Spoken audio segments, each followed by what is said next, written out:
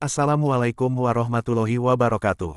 Halo sahabat Mauzah TV. Episode kali ini saya akan membagikan suatu kisah, di mana kita tidak boleh berputus asa dari datangnya rahmat Allah Subhanahu wa Ta'ala.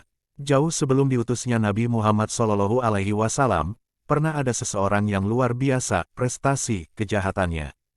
Ia telah membunuh 99 orang tanpa alasan yang benar. Namun demikian, tiba-tiba tergerak dalam hatinya untuk bertaubat. Hanya saja ia bimbang apakah masih ada peluang baginya untuk kembali ke jalan kebaikan. Orang-orang di sekitarnya menyarankan agar menemui seorang rahib untuk menanyakan hal itu.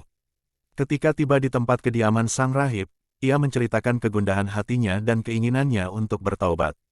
Sang rahib bertanya, "Apakah kesalahanmu itu?" Ia berkata, "Saya telah membunuh 99 orang tanpa alasan yang benar." "Apa?" seru sang rahib penuh kekagetan. "Membunuh 99 orang. Tidak ada jalan bagimu. Tempat yang tepat bagimu adalah neraka." Lelaki itu sangat kecewa sekaligus marah. Ia sadar bahwa kesalahannya memang begitu besarnya. Tetapi cara sang rahib menyikapi dan memvonis itu sangat melukai perasaannya. Walau hatinya mulai melembut dengan keinginannya untuk taubat, tetapi jiwa jahatnya belum benar-benar menghilang. Tanpa banyak bicara, ia mengambil pisaunya dan membunuh sang rahib. Genap sudah 100 nyawa tidak bersalah yang melayang di tangannya, tetapi panggilan ilahiyah untuk bertaubat terus mengganggu perasaannya, hanya saja ia tidak tahu harus bagaimana. Suatu ketika ada orang yang menyarankan untuk menemui seseorang yang alim di suatu tempat, dan ia segera menuju ke sana. Ketika tiba di tempat tinggal sang alim, ia menceritakan jalan hidupnya, termasuk ketika ia menggenapkan pembunuhannya yang ke-100 pada diri sang rahib, dan tentu saja keinginannya untuk bertaubat.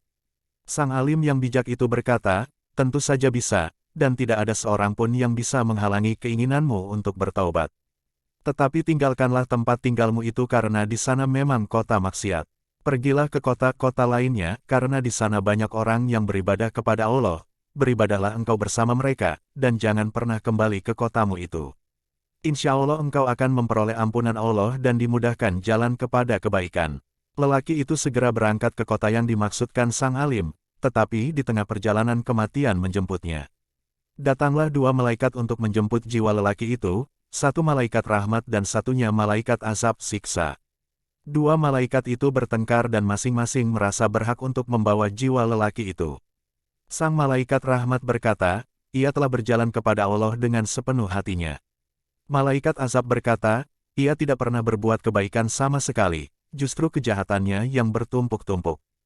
Mereka berdua terus beradu argumentasi, sampai akhirnya Allah mengutus malaikat yang ketiga dalam bentuk manusia untuk menjadi hakim bagi keduanya. Setelah masing-masing mengajukan pendapatnya, ia berkata, "Ukurlah jarak dua kota itu dari tempat kematiannya ini, mana yang lebih dekat, maka ia termasuk dalam golongannya." Mereka mengukur jaraknya, dan ternyata kota yang dituju, kota tempat ibadah dan penuh kebaikan, lebih dekat sejengkal daripada kota maksiat yang ditinggalkannya. Maka jiwanya dibawa oleh malaikat rahmat, dan ia memperoleh ampunan Allah. Dalam riwayat lainnya disebutkan, sebenarnya lelaki itu belum jauh meninggalkan kota maksiat tersebut. Tetapi Allah memang berkehendak untuk mengampuninya, maka dari tempat kematiannya itu, kota kebaikan dan ibadah dipanggil mendekat dan kota maksiat dihalau, menjauh hingga jarak keduanya hanya selisih sejengkal tangan, lebih dekat kepada kota kebaikan. Demikian kisah dari seorang penjahat yang pada akhirnya diampuni Allah. Hikmah yang dapat kita petik dari kisah ini adalah janganlah engkau berputus asa untuk bertaubat kepada Allah, karena sesungguhnya pintu taubat Allah itu terbuka sangatlah lebar, dan kebaikan maupun kejahatan di dalam hati kita, Allah sangat mengetahuinya. Semoga kita bisa belajar dari kisah ini dan menjadi makhluk yang lebih baik dan senantiasa berbuat amal kebaikan. Wassalamualaikum warahmatullahi wabarakatuh.